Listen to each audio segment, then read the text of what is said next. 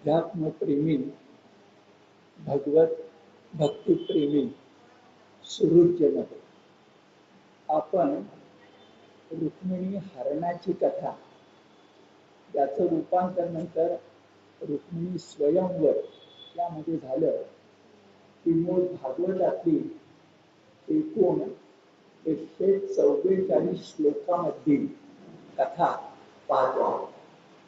त्या 144 पैकी सामान्यपणे 50-60 श्लोक आपले झाले. त्याच्यामध्येच अत्यंत महत्वाचे असे 7 श्लोक आहेत. त्या 7 श्लोकांना रुक्मिणीची प्रेमपत्रिका असं म्हटलेलं आहे. आपण असंही म्हटलं की जगातली पहिली प्रेमपत्रिका जर कोणती असेल तर ही. आणि ती नुसतीच प्रेमपत्रिका नाही, प्रीतीपत्रिका नाही, तर ती भक्तिपत्रिका. तर रुक्मिणीनं एक नववधू म्हणून नववर असणाऱ्या श्रीकृष्णाला स्वीकारलेलं नाही आहे. तर आपण 7व्या श्लोकामध्ये बघितलं की ती म्हणते, या जन्मातच मला तो मिळायला हवाच ना, यासाठी मी व्रत वैकल्य करीन, आणि जर तो मिळणार नसेल तर या जन्मात मी मृत्यू स्वीकारेल. असे 100 जन्म झाले तरी चालतील, पण तुझ्याशिवाय दुसरा पती शिशुपालासारखा मला सहन होणार नाही. ही तिची निष्ठा आहे.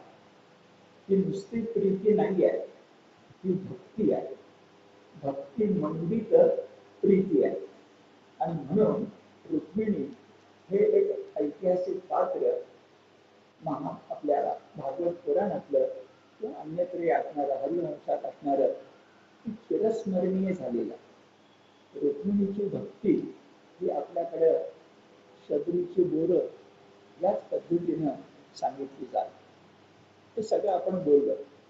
आणि गेल्या खेपेला शनिवारी आपण थांबलो होतो ते म्हणजे रुक्मिणीला श्रीकृष्ण भगवान घेऊन गेले, रथामध्ये बसवून घेऊन गेले.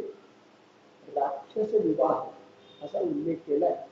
त्याप्रमाणे तिचं हरण केला. आपल्या सामर्थ्यानं शत्रू सैन्याला मोहित करून घेऊन गेले.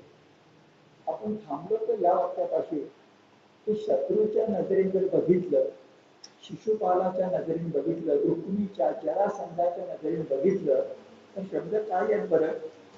अरे रे, हा त्यांचे शब्द शत्रूच्या बाजूने. अरे रे, हरिनामी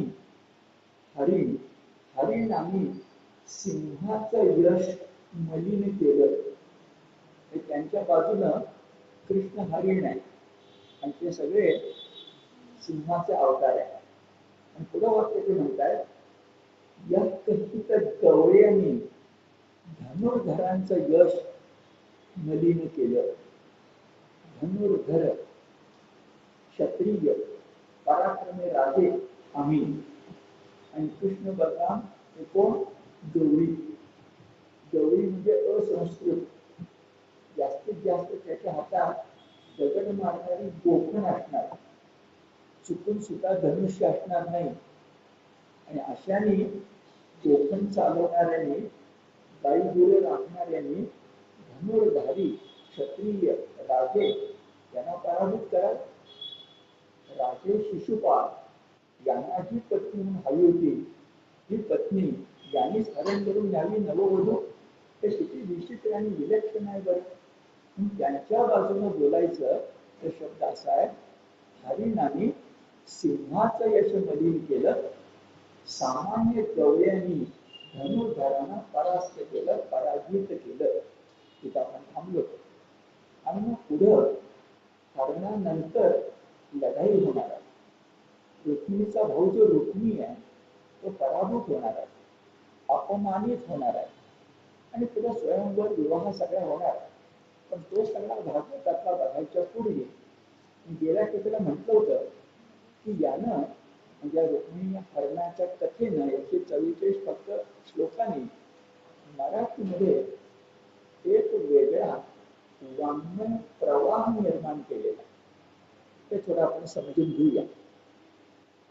विचार करा, इंग्रजांचं राज्य आपल्याकडे येण्याच्या पूर्वी आपल्याकडं ज्याला नॉव्हेल म्हणतात, म्हणजे कादंबरी म्हणतात, हा प्रकार नव्हता.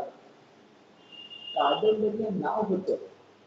आपल्याकडं बाणभट्ट नावाचा संस्कृतमध्ये मोठा कवी आहे, बाणभट्ट. तो गद्य लेखनाच्या बाबतीत प्रसिद्ध आहे.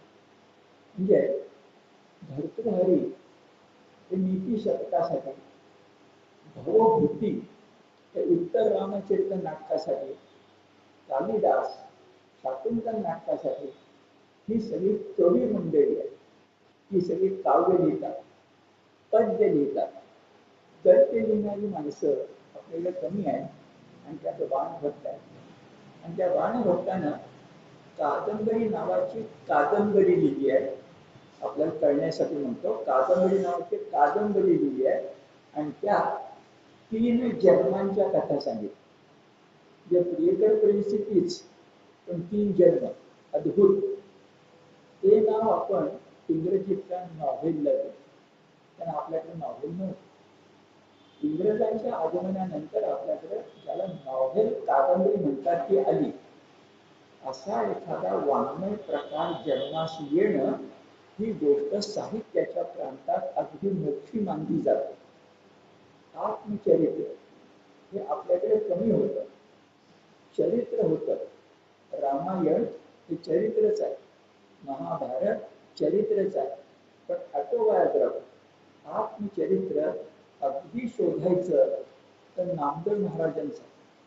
नामदेव महाराजांनी जे अभंग लिहिले त्यात त्यांनी स्वतःचं वर्णन केलं.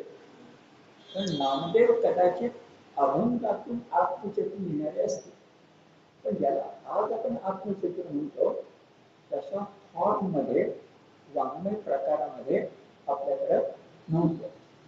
जसं बघा, एकनाथांच्या पूर्वी म्हणजे 16वे शतक आपल्याकडं स्वयंवर काव्य नव्हतं. स्वयंवर मुख्यतः कोणाचं, तर रुक्मिणी स्वयंवर आणि सीता स्वयंवर.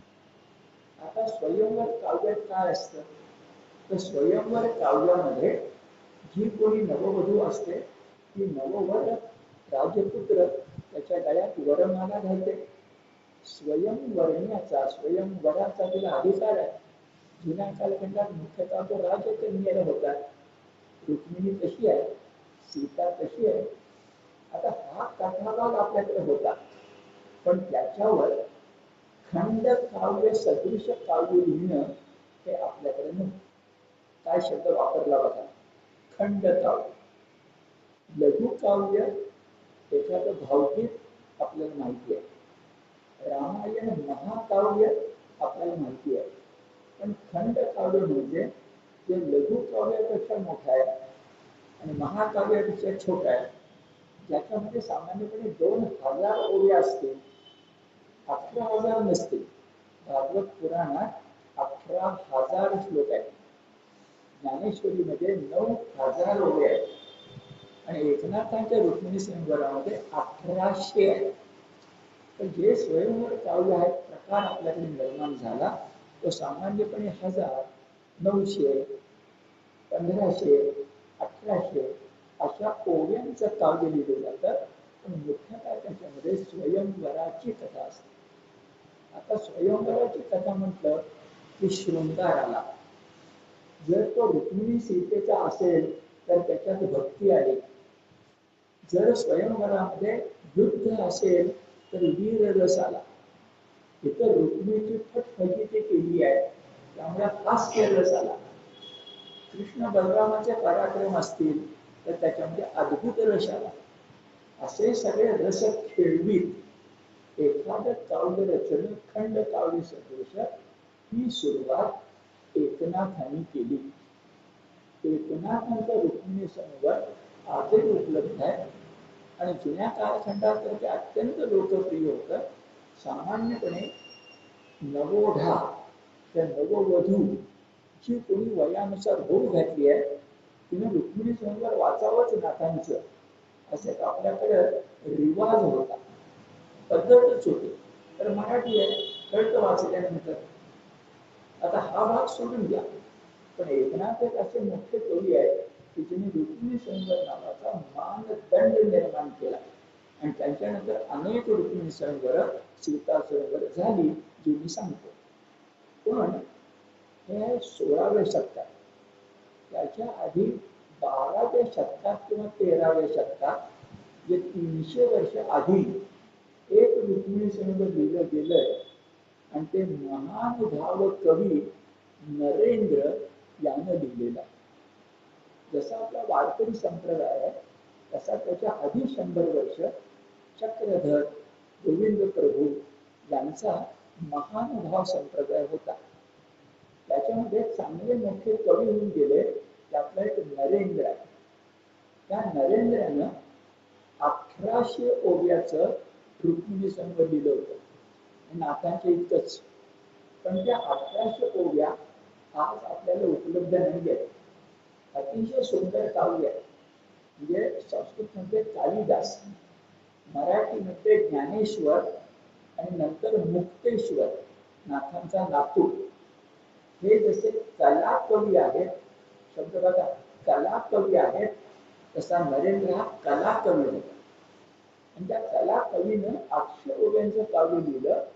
पण ऐकण्यासारखं आहे, त्या कथाचा एक अर्थ सत्यकथा, की ते 1800 ओव्यापैकी फक्त 900 ओव्या म्हणजे निम्मच काव्य.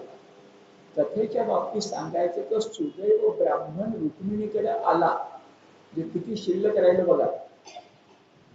सुदैव ब्राह्मण रुक्मिणीची पत्रिका घेऊन रुक्मिणीकडे आला, तिथं काव्य संपलं. संपलं म्हणजे मिळालंच नाही पुढचं. आणि जे मिळालं नाही, ते मिळालं नाही हे दुर्दैव आहे. पण त्याच्या मागं नरेंद्राची जी भूमिका आहे ती आज सुद्धा कोणाही कवीला अभिमान वाटेल असे. अभिमान का बरं? हा नरेंद्र होता कुठं? तर नरेंद्र हा देवगिरीचे यादव राजे जे होते, मग ते ज्ञानेश्वरांच्या काळचे रामदेवराव यादव असेल, तर आगे मागे कृष्णदेवराव कोणी असेल यादव, तो विद्यावंतांचं कौतुक करणारा होता. त्याच्या दरबारामध्ये राजकवी असायचे. तर त्याच्या दरबारात 2 भाऊ होते. एकाचं नाव नल आणि एकाचं नाव साल. दुसरं नाव तर वेगळं आहे, साल. एकाचं नाव नल. 2 भाऊ. ते रामाचे भक्त होते आणि त्याने रामावर फार सुंदर काव्य लिहिलं. आणि दरबारामध्ये रामदेवराव यादवाला, आता राम आणि राम, रामदेवराव यादवाला ते वाचून दाखवलं, मला आवडलं. तेव्हा त्याच्या शेजारी दरबार बघायला आलेला त्या दोघांचा धाकटा भाऊ होता, त्याचं नाव नरेंद्र. तो काही कवी म्हणून माहिती नव्हता, राजकवी तर नव्हता, वयानं लहान होता. पण काय कुणास तो कृष्ण भक्त होता. आणि त्यानं दरबारातच आपल्या भावानं म्हटलं, दरबारात राजाचे देखत एकदम उठून म्हटलं, काव्य चांगलं लिहिलंय, पण रामाचं कशाला काव्य लिहिलं? त्याच्याविषयी कृष्णाचं काव्य लिहिलं असतं तर उद्धवून गेला असता. काय विचित्र प्रसंग आहे बघा.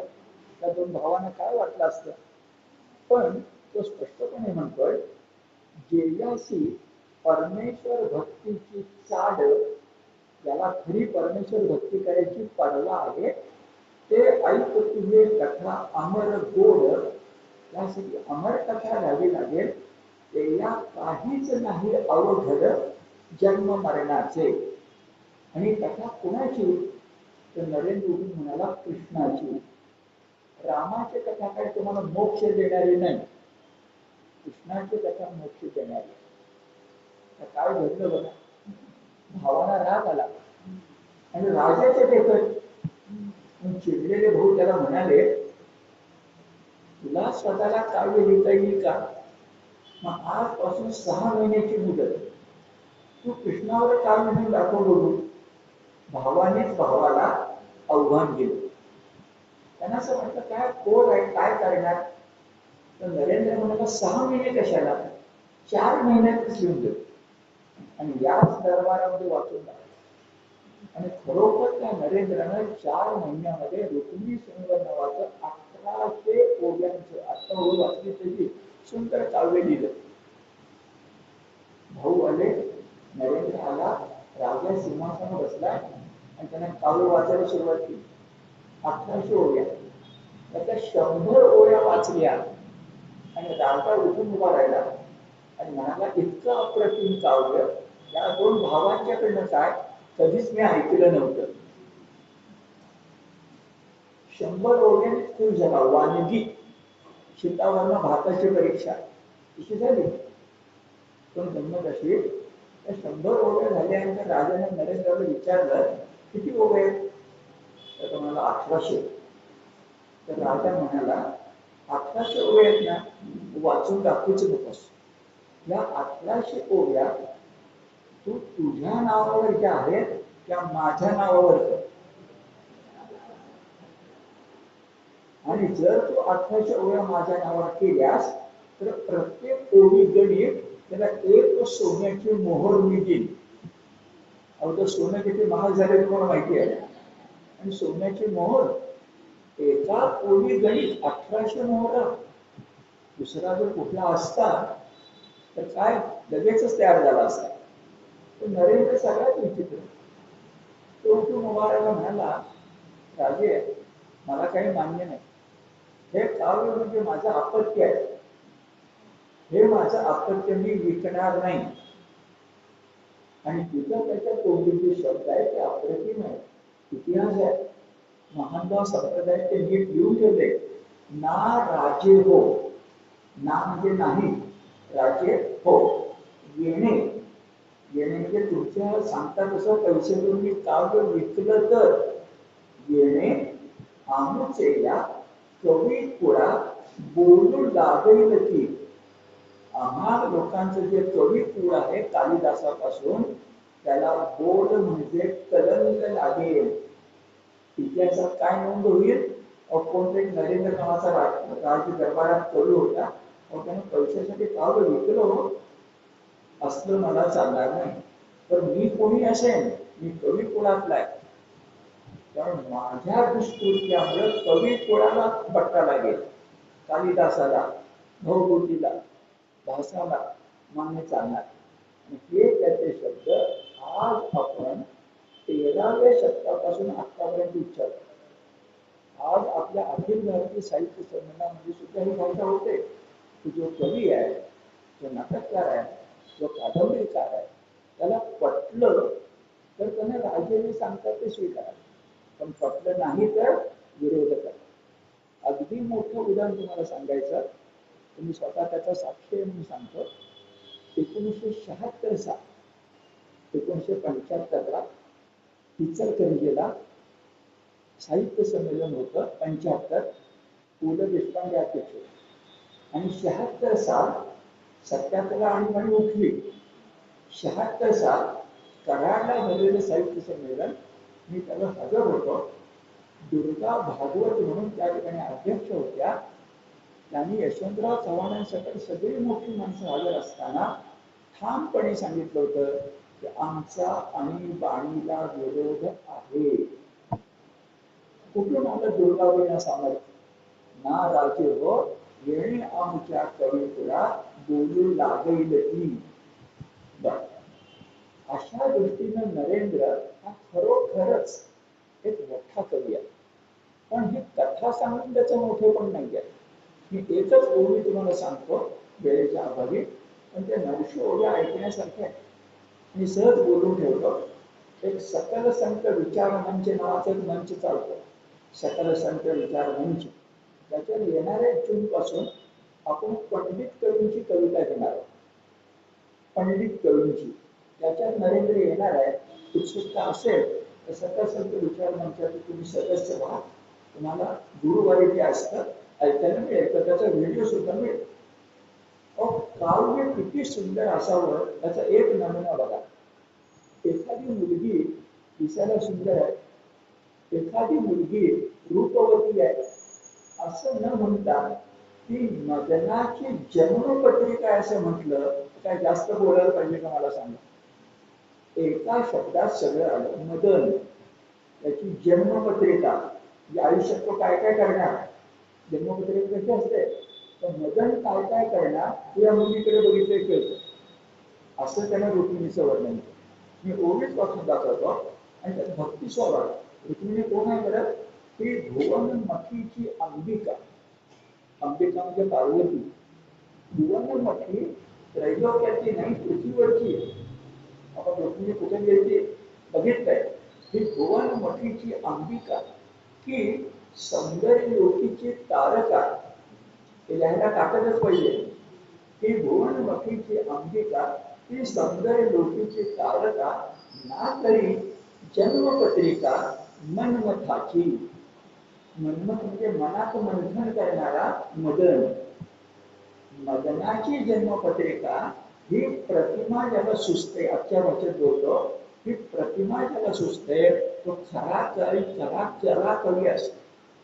आणि मी तुम्हाला आता बोललो की सकल संत विचार मंचात, मी जेव्हा कॉलेजमध्ये एम.ए. होतो तर मला नरेंद्राचं रुक्मिणी संग्रह अभ्यासाला होतं 60 वर्षापूर्वी,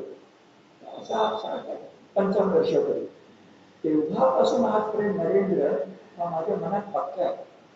इतका मोठा कलाकवी एक ज्ञानेश्वर, मुक्तेश्वर, नाही तर नरेंद्र. इतकं मोठा कलाकवी नाहीच. आपण जरा जास्त खर्च वेळ केला नरेंद्रासाठी, त्या ताकदीचा. पण त्याच्यामुळे मी रुक्मिणीश्वरवर काव्य निर्माण करते. महानुभाव संप्रदायाच्या लोकांनी आपलं काव्य गुप्त रीतीमध्ये घालून, ते 300 वर्ष 500 वर्ष कुणाला मिळालंच नाही. नंतर राजवाड्यांच्यामुळे मिळालं. मग पुन्हा रुक्मिणी स्वयंवर काव्य सुरू केलं बरं नाथाने. आणि नाथाने करताना मुळामध्ये फक्त 144 श्लोक, त्याच्यावर त्यांनी चक्क 1800, त्याच्या नेमका आकडा सांगतो 1711, 1711. त्याचे प्रसंग कसे आहेत बरं, तर 18 प्रसंग आहेत. 18 आकडा लोकांना फार आवडतो त्यांनी गीतेमुळं. 18 म्हणजे काय काय आहे, 7 प्रसंगात रुक्मिणी हरण, 6 प्रसंगात युद्ध वर्णन. आता एकनाथ संत आहे, वीररस बघा, त्यांना आहेच मी वीररस. त्या शिशुपालाचा पराभव, त्या रुक्मिणीची फटफटी, 6 मध्ये वीररस. आणि गंमत आहे मोठी, 5 प्रसंगात विवाह प्रसंग वर्णन. जर तुम्हाला रस असेल तर बाजारामध्ये रुक्मिणी स्वयंवराची पोथी मिळते. गंमत म्हणून एकदा वाचून बघा. आपण लग्नाचा सोहळा म्हणतो ना, तो सोहळा म्हणजे काय असतो, तो 16 दिवस चालावा लागतो. आणि असा 16 दिवस चालत होता. माझ्या ऐकण्यात आहे, माझ्या वडिलांनी सांगितलंय, कोल्हापूरला भवानी मंडप म्हणून एक आहे. तो भवानी मंडप कशासाठी मंडप आहे, त्या भोसल्यांच्या कुळामधल्या कुठल्या तरी एका नववधूचं लग्न तिथं झालंय, ते भवानी मंडप आहे. अजून भवानी मंडप माहिती आहे. आणि अक्षरशः 16 दिवस. आणि फोटोमध्ये हे तुम्ही वाचा.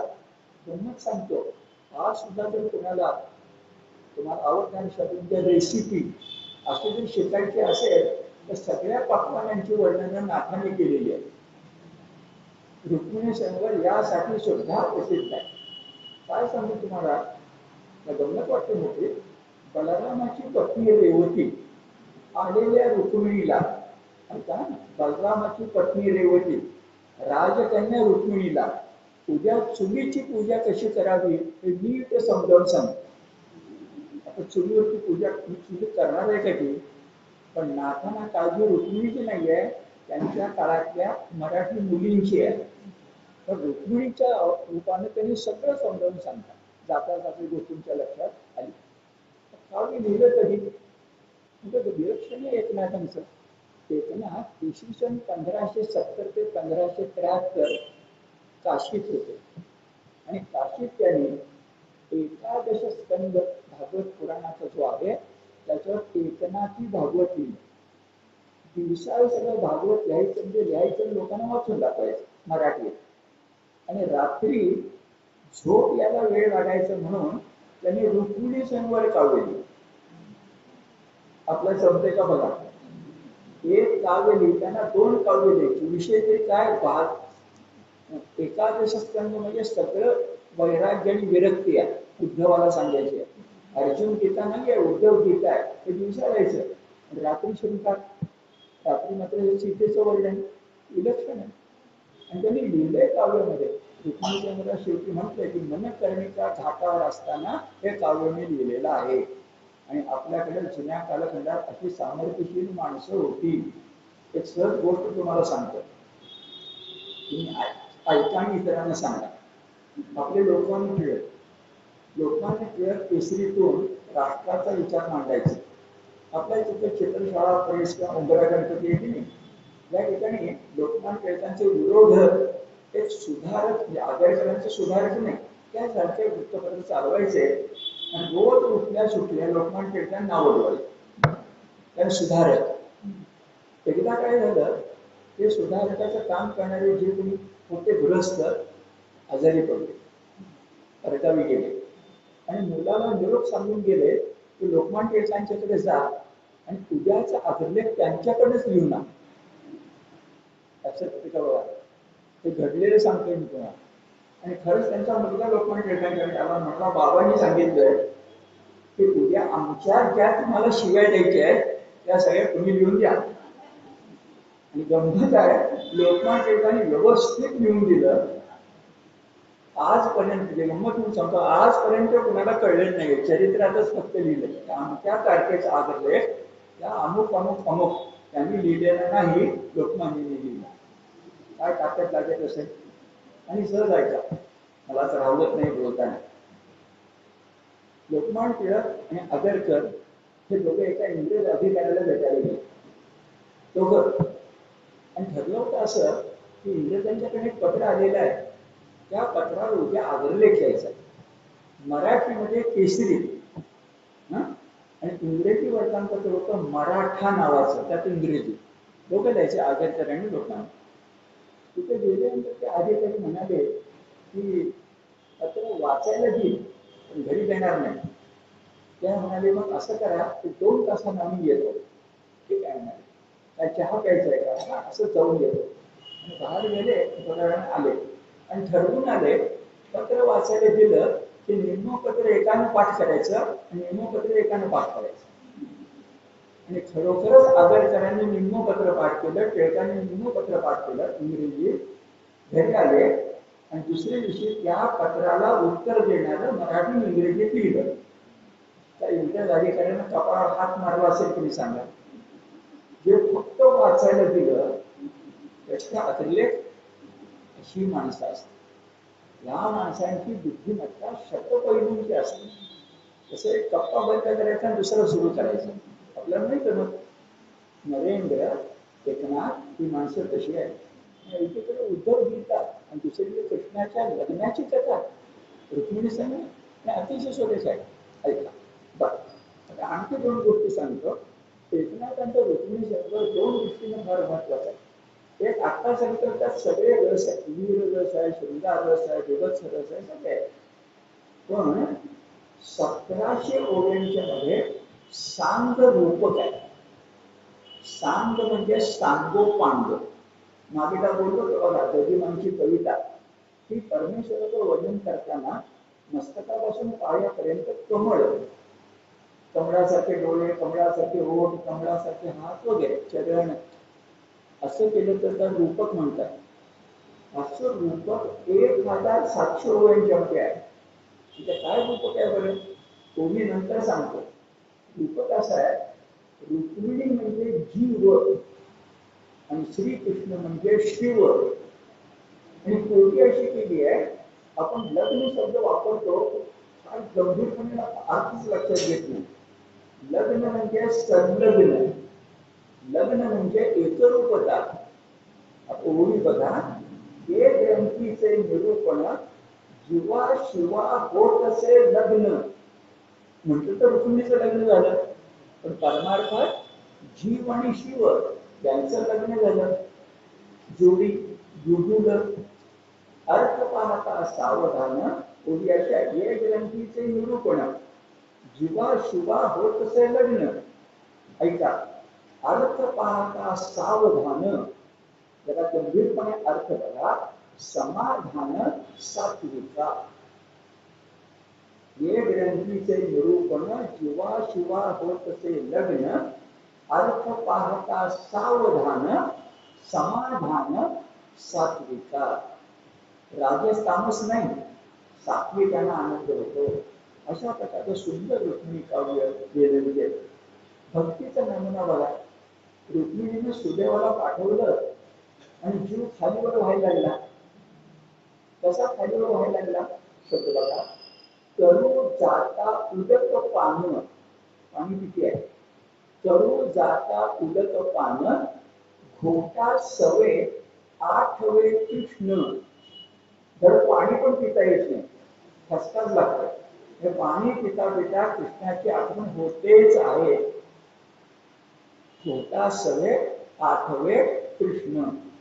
तुला असं म्हटलंय, भीमकी पाहे, जेव्हा सूर्यवेला आला, भीमकी पाहे कृष्ण वदन, नयनी गुंतले नयन. नंतर दोघींचा एक झाला प्राण, पाणी ग्रहण जीवाशिवा. पाणी ग्रहण करून लग्नाचा विधी करायचीच गरज नाही. नेत्र मिलन झालं की पाणी ग्रहण झालं. असं काव्य नाथ लिहिताना आपल्याला दिसतं.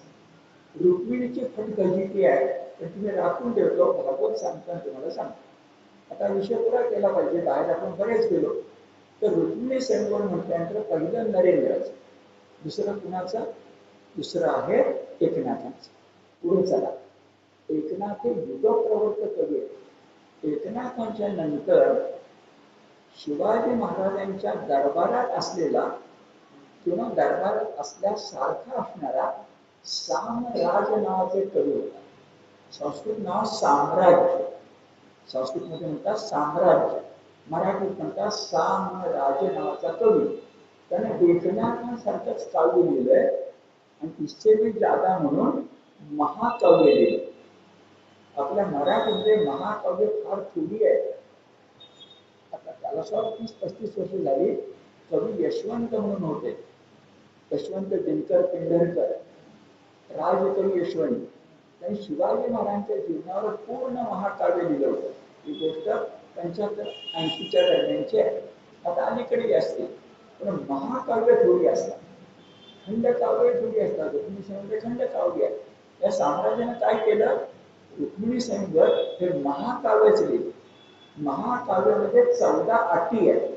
म्हणजे वीरवर्णन पाहिजे, सूर्योदय पाहिजे, चंद्रोदय पाहिजे, वगैरे वगैरे. त्या सगळ्या पुऱ्या केल्या. ज्याप्रमाणे रघुवंश महाकाव्य आहे कालिदासाचं, तसं मराठीतलं महाकाव्य म्हणजे साम्राज्य, म्हणजे रुक्मिणी स्वयंवरच. पुढे गेलं तर शिवाजी महाराजांच्या कालखंडात आणखी 2 पंडित कवी झाले. एकाचं नाव नागेश आणि एकाचं नाव विठ्ठल. ह्या दोघांनी इससे भी जादा म्हणून रुक्मिणी स्वयंवर पण लिहिलं आणि सीता स्वयंवर पण लिहिलं. मला शिकवणारे मराठीचे तर अद्याप गमतीने म्हणायचे, समजा परीक्षेमध्ये पंडित कवींच्या कविता असं लिहायचा प्रसंग आला, तर पंडित कवी आहे ना, मग बेलाशक लिहून टाकायचं रुक्मिणी स्वयंवर सीता स्वयंवर. हा विचार करायचा नाही, पण सगळ्याच पंडित कवींनी रुक्मिणी स्वयंवर आणि सीता स्वयंवर लिहिलेला आहे. आणि पुढे जर आपण गेलो तर वैराग्याचा धगधगीत पुत्र असणारे समर्थ रामदास यांनी ज्या एका स्त्रीला कीर्तन करण्याचा अधिकार दिला, त्या वेणाबाई, या वेणाबाईंनी सीता स्वयंवर लिहिलेलं आहे. जे रुक्मिणी स्वयंवरापासून सुरुवात करून सीता स्वयंवरापर्यंत मराठीमध्ये विलक्षण काव्य लिहिली गेली. आणि याला कारण भागवत आणि एकनाथ. आता शेवट करूया. मोरोपंत म्हणून जे कवी होते ते सगळ्या पंडित कवींचे कुलभूषण आहे. त्यांचे इतके पंडित कवी कोणी लिहिलीच नाही. त्यांचं मंत्र भागवत आहे, आर्या रामायण आहे वगैरे. त्यांनी स्त्री गीत लिहिलेली आहेत, स्त्री गीत, आणि इतकी सुंदर लिहिली आहेत. एखाद्या पुरुषाला स्त्रियांचं मन हे कळणं मोठं कठीण आहे. त्यात 2 नमुने सांगतो. एकदा म्हणे, सीता रामाबरोबर परत आल्यानंतर सीतेच्या जावा होत्या, जावा, लक्ष्मणाची बायको, भरताची बायको वगैरे, त्यांनी सीतेला विचारायला सुरुवात केली की वनवासामध्ये राम आणि सीता यांचा संसार कसा काय होत होता. तेव्हा ती उत्तर देते आहे, जेव्हा मी चालत असताना पद्धत अशी होती, रामानं पुढं, लक्ष्मणानं मागं आणि मध्ये सीता. तर ती वर्णन करते, चालत आम्ही भागे, त्याच्यात सांगतो, मी चालत असताना दमले ना, की रघुवीर सीता पाठोपाठ आली की नाही म्हणून मागं वळून त्याला बघायचंय. आणि ती म्हणते, त्याने नुसतं मागं वळून बघितलं की सगळे माझे चालण्याचे श्रम दूर होत होते. एवढं कळलंय मला सांगा. आणि हे लक्षात घेतलं राम सीतेच्या बाबतीत की रुक्मिणीचं सांगतो. ही स्त्री गीत मोरोपंतांनी सुरेख वाक्य आहे. मोरोपंत बारामध्ये राहत होते, नाईक नावाचे गृहस्थ होते, त्यांच्याकडे राहत होते. म्हणजे शब्द असे आहे की त्या नाईक यांच्या घरातल्या लेकी सुना झोपाळ्यावर बसून ही स्त्री गीत म्हणत असत. थोडं कावळं आणि खरंच सुरेख आहे. रुक्मिणी त्या स्त्री गीतामध्ये इतरांना सांगती आहे की कृष्णाने माझं हरण कसं केलं. आता मोरोपंत हे संस्कृत मध्ये जड जड शब्द लिहिण्यासाठी प्रसिद्ध आहे. जे दगड फोडावा ना तर शब्द फोडावा लागतो. गमतीने बोलतोय ना, तर दगड फोडावा ते शब्द फोडावा लागतो. इतकं कठीण असतं. आता एक कठीण आहे का बघा. ती म्हणते आहे, जे मज भोवते, होते ना सगळे सैनिक, जे मज भोवते होते उभे मेले. आता शब्द का आहे, मोरोपंतांनी काय टिपले लक्षात येईल बरोबर तुम्हाला. जे मज भोवते होते उभे मेले, आंबेने ते केले वेडे सर्व. आपण बघितले मूर्छितच पडले. आंबेनं ते केले वेडे सर्व. आता स्त्रीनं आपल्या नवऱ्याचं कौतुक केले बघा. मला नेता वीर एकही न बोले, मला नेता वीर एकही न बोले, वाटले ते कोल्हे सिंह स्वामी. माझा नवरा सिंहासारखा आहे, हे सगळे कोल्हे. आता बरोबर उलट झालं की नाही बघा. सुरुवात आपण आता काय केली, हरणाने सिंहाचा पराभव केला असं शिशुपाल म्हणतोय. मोरोपंत काय म्हणताय, वाटले ते कोल्हे सिंह स्वामी. आपण बरीच मुलुकगिरी करून आलो मराठी साहित्यातून. आता पुन्हा भागवताकडे येऊ. आता भागवताकडे आल्यानंतर आपल्याला कळलं की कृष्णानं तिचं हरण केलं. आता कृष्णानं हरण केल्यानंतर भागवताचा 53वा अध्याय आपण 54व्या अध्यायावर आलो. तर हरण केल्यानंतर जे जरासंध होता, तथाकथित नियोजित वर्ग शिशुपाल होता, लग्न ठरवणारा जो रुक्मी होता, हे काही सामान्य नव्हते, हे पराक्रमीच होते ना. त्यांच्यापासून मोठं सैन्य होतं. आणि जेव्हा त्यांना मूर्छित अवस्थेतून शुद्ध आली, तोपर्यंत कृष्ण घेऊन गेला होता. शुद्ध आल्यानंतर कळलं की अरे एवढे आपण सगळे असताना त्या गवळ्यानं आपली राजकन्या पळवून नेली. भयंकर संतापले आणि ते संतापले आणि लढाई सुरू केली. त्यांना वाटलं कृष्ण एकटाच आहे. आणि ते खुशीत पुढे आली तर कृष्ण गेला होता रथात बसून आणि त्यांना डोळ्यासमोर दुसरा बलराम आणि सगळे यादव सैन्य. यादव सैन्य आणि जरासंधाचं सैन्य, शिशुपालाचं सैन्य यांनी प्रचंड युद्ध केलं. त्याचं वर्णन भागवतात 3-4 श्लोकात करतात. आणि वर्णन करतात रण नदीचं. लोकांची मृत्यू तुटून त्या रण नदीमध्ये पडली होती. पाणी वाहत नव्हतं, रक्तच वाहत होतं वगैरे वगैरे. ठीक आहे. तर सगळे पराभूत झाले. आणि पराभूत झाल्यानंतर भागवतकर बघी गंमत करतायत की जो शिशुपाल होता ना, त्याला तो प्रचंड दुःख झालं होणारच. आता तोंडाला घास गेला ना, ठरवून आला होता लग्न होणार वगैरे म्हणून. काय झालं त्याला अधिक दुःख. त्याची समजूत जरासंध घालतो. ही गंमतच आहे. आणि जरासंध समजूत घालताना काय घालतोय, माणसं पराभवाला सुद्धा कसं विजयात रूपांतर करतात बघा. अलीकडे आपण बघतोय कोण नेमका जिंकलाय माहितीच नाही, दोघंही म्हणतात आम्ही जिंकलो. तर पराभवाचं विजयात कसं रूपांतर करायचं असं नमुना बघा. जरासंध म्हणतोय शिशुपालाची समजूत घालताना, अरे यादव वीर आहेत ना, तर कृष्णानं रुक्मिणी तर नेली, आता लढून तरी काय उपयोग आहे, गेला तो गेलाच की. आणि या लढाईत आपला पराभव झाला. पण शिशुपाला फार दुःख करू नको, माझ्याकडे बघ जरा समजून, मी मथुरेवर 17 वेळा हल्ला केला, मला विजय मिळाला नाही, पण 18व्या वेळा मला विजय मिळाला.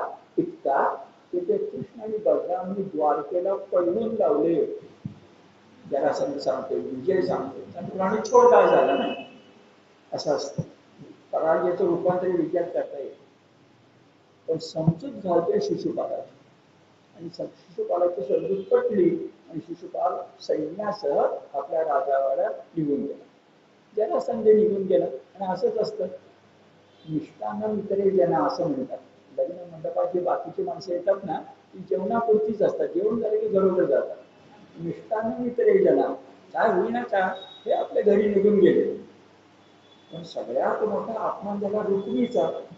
हा घरातला करता धरता पुरुष वडिलांनी गप्प बसवलं होतं, गौऱ्याला मुलगी देणार नाही, शिशुपालाला देणार असं ठरवलं होतं. आणि त्याला फारच राग आला, आणि राग येऊन त्याने सांगितलं की आता मी अशी प्रतिज्ञा करतो, एक कृष्णाचा वध कधी करीन आणि रुक्मिणीला परत आणीन, अन्यथा राजधानीमध्ये परत जाणार नाही. पण काय केलं ते तुम्हाला नंतर सांगतो. पण आता त्यानं प्रतिज्ञा मात्र केली आहे, एक कृष्णाला मारून रुक्मिणीला परत तर आणीन, अन्यथा मी राजधानीमध्ये जाणार नाही.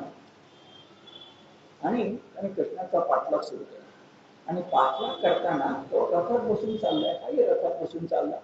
पाठलाग करताना मोठमोठ्यानं ओरडायला लागला, यदुकुल कलंका, यदुकुलाचा कलंक आहेस तू, यदुकुल कलंका, अरे क्षणभर माझ्यासमोर उभा राहा ना. आता दृष्टांत सुद्धा जुन्या काळातले कसे येतात बघा. जुन्या काळामध्ये यज्ञ जेव्हा रंगायचा, यज्ञ किंवा यज्ञामध्ये ज्या हविधा अर्पण केल्या जायच्या, समिधा, त्या अग्नीला अर्पण करायच्या. समजा एखादा पक्षी जर त्या ठिकाणी आला आणि जर ते घेऊन गेला, किती चुकीचं आहे बरं. आणि इथं तर भागवतकारांनी इतकी तिखट उपमा दिली आहे, नीट ऐका. यज्ञामध्ये हवीर द्रव्य किंवा आपण काय म्हणू, तांदूळ भात अर्पण केल्यानंतर, नीट ऐका, एखाद्या कावळा जर त्या ठिकाणी आला तर ते घेऊन पळून गेला, तर ते यज्ञाचं रूपांतर कशामध्ये होईल, विचार करा. तो दृष्टांत रुक्मिणी दिलाय. काय त्याला राग आलाय कृष्णाबद्दल, शब्द असे आहेत, हे यदुकुल कलंका, क्षणभरही माझ्या समोर उभा राहू नकोस. हवीर द्रव्य पळवून नेणाऱ्या, कळलं आता तुम्हाला, हवीर द्रव्य पळवून नेणाऱ्या कावळ्याप्रमाणे मायावीपणानं तू माझी बहीण चोरून नेलीस, आणि कपट नीतीनं आता पळत सुटलायस. कृष्ण जरा पराक्रम करून चाललाय, पण याच्या नजरेने काय, पळत सुटलाय. तर पळत सुटलायस, अरे जोपर्यंत तू माझ्या बाणाने विद्ध होऊन भूमीवर पडत नाहीस तोपर्यंत, युद्धाची मुदत घालता तुम्हाला माहिती आहे, इतक्या दिवसात झालं पाहिजे, त्याची मुदत घातली आहे. तुझं मस्तक जमिनीवर पडेपर्यंत हे पडणार नक्कीच आहे, तोपर्यंत बहीण माझ्या ताब्यामध्ये दे.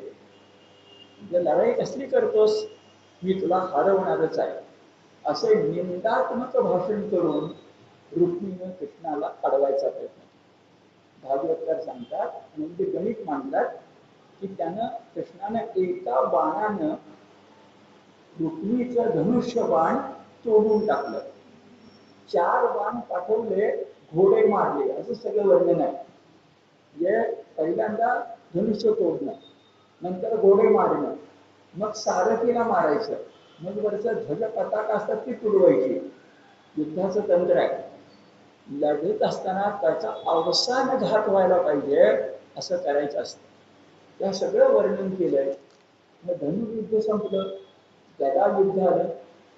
असं होतं जुन्या काळात, दोघं गदा युद्ध करायला लागले.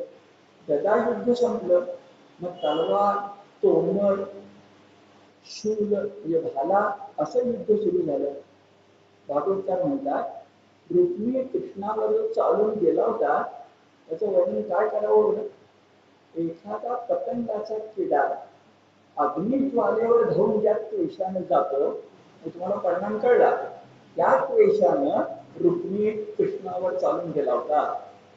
तेव्हा कृष्णानं आपल्या तलवारीनं त्याच्या तलवारीचे आणि ढालीचे टेळा एवढे तुकडे केले आणि कृष्ण रुक्मीच्या गळ्यावर तलवार ठेवून उभा राहिला. तुमच्या लक्षात येईल पुढे काय घडणार. तेवढ्यामध्ये रुक्मिणी जे रथात होती ते रथातून खाली आली.